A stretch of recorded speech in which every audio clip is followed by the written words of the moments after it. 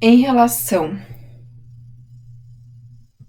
à tensão de cisalhamento aplicada e a taxa de cisalhamento, nós podemos classificar os fluidos como newtonianos e como não newtonianos.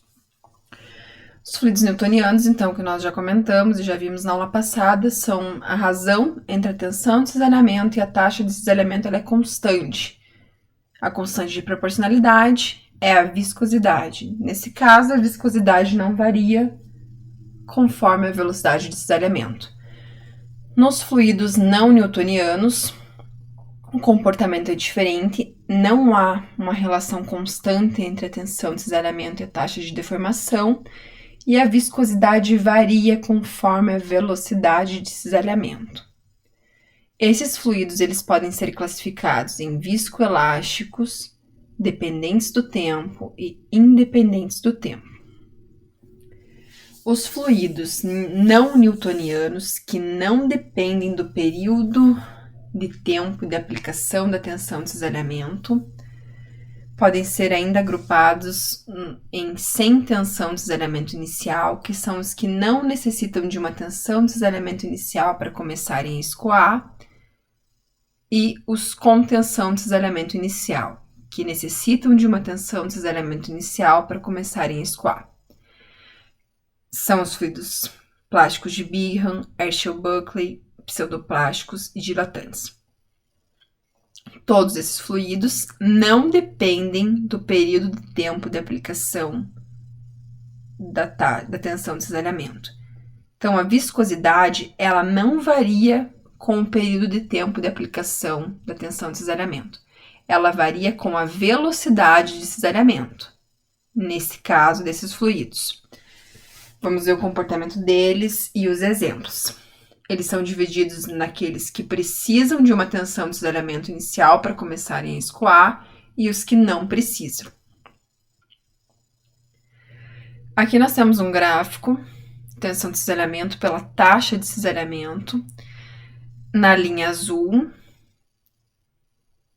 uma reta linear, nós temos um comportamento newtoniano em que há uma constante de proporcionalidade, então a razão entre a tensão de cisalhamento e a taxa de cisalhamento ela é constante. Tem uma reta linear, a viscosidade é constante, característica de um fluido newtoniano. O fluido pseudoplástico e dilatante não há uma constante. Eles variam de acordo com a taxa de cisalhamento, de acordo com a velocidade de cisalhamento aplicada, e não necessitam de uma tensão de cisalhamento inicial para começarem a escoar. Eles começam a escoar sem uma tensão de cisalhamento inicial. Os fluidos, como plástico de Bingham e Herschel-Buckley, eles necessitam de uma tensão de cisalhamento inicial para começar a escoar. Então, pode observar que eles começam a escoar a partir do momento que eles atingem uma certa tensão de cisalhamento. Nós veremos primeiro os fluidos pseudoplásticos e dilatantes, em que a viscosidade do fluido ela não depende do período de tempo de aplicação, em que a velocidade de cisalhamento é aplicada, no caso. Dessa forma, as determinações replicadas na mesma velocidade produzem a mesma viscosidade. Então, uma determinação da viscosidade em uma mesma velocidade de cisalhamento, uma mesma taxa de cisalhamento, ela será sempre a mesma. Mas, no caso desses fluidos, nós não utilizamos o termo de viscosidade, nós utilizamos o termo de viscosidade como viscosidade aparente. Então, a viscosidade, ela é sempre relacionada à velocidade de cisalhamento em que ela foi aferida. Os fluidos pseudoplásticos, os materiais pseudoplásticos, são substâncias que em repouso apresentam as moléculas em um estado desordenado, como representado na figura aqui. Então, essas moléculas, elas se encontram de maneira em uma disposição desordenada. Quando elas são submetidas a uma tensão de cisalhamento, as moléculas elas tendem a se orientar na direção da força aplicada. Então, nesse caso, Quanto maior a força de tensão de cisalhamento aplicada, maior a ordenação das moléculas na direção da força aplicada e menor a viscosidade aparente. Nesse caso, maior a fluidez, mais fluidos eles se tornam. Nesse gráfico, ele mostra o comportamento pseudoplástico. Então, observando de novo, não é uma relação linear entre a tensão de cisalhamento e a taxa de cisalhamento, e a viscosidade aparente ela tem significado apenas se indicar em qual velocidade de cisalhamento a taxa de determinação foi feita. E não precisam de uma tensão de cisalhamento inicial para começar a escoar. Exemplos de fluidos, os fluidos pseudoplásticos ainda eles podem ser descritos pelo modelo de Oswald-Wally ou pelo modelo Power-Law, representado pela equação de tensão de cisalhamento, em que K é o índice de consistência do fluido, o N é a inclinação da curva, nesse caso menor que 1, e a inclinação da curva só atinge o valor da unidade para taxas de deformação muito baixas ou muito altas, e o fluido se torna mais newtoniano. A equação matemática para os fluidos pseudoplásticos nós veremos também nas aulas práticas. Vamos retomar esses exemplos nas nossas aulas práticas. Esses fluidos, alguns exemplos deles são polpa de frutas, caldo de fermentação, melaço de cana, goma adraganto, metilcelulose e polímeros sintéticos como ácido poliacrílico. São materiais, substâncias que, em repouso, se apresentam suas moléculas em um estado desordenado quando uma tensão de cisalhamento lhe é aplicada. As moléculas elas tendem a se ordenar na direção da força e menor vai ser a viscosidade aparente. Então, mais fluidos eles ficam. Um exemplo, então, o melaço de cana e o ácido poliacrílico. O ácido poliacrílico é bastante utilizado para preparações oftálmicas. Ele é utilizado como gel oftálmico para lubrificação. Bastante comercializado. Comporta-se de maneira tem um comportamento pseudoplástico, em que a viscosidade ela não é constante, ela varia de acordo com a velocidade de cisalhamento. Então, quanto maior a tensão aplicada, menor a viscosidade aparente. Os fluidos dilatantes têm um comportamento contrário aos pseudoplásticos. Nesse caso, quanto maior a tensão de cisalhamento, maior a viscosidade aparente. São substâncias que apresentam um aumento de viscosidade com a tensão de cisalhamento. No caso de suspensões dilatantes, em repouso, as partículas elas se encontram em voltas de um líquido, um líquido intersticial, que lubrifica a fricção entre as partículas. À medida que é aplicada uma tensão de cisalhamento nessas suspensões, o líquido intersticial que lubrifica a fricção entre as partículas é incapaz de preencher os espaços devido ao aumento do volume, que frequentemente acompanha esse fenômeno. Com o aumento de volume, o líquido intersticial ele não consegue preencher esses espaços e ocorre o contato direto entre as partículas sólidas.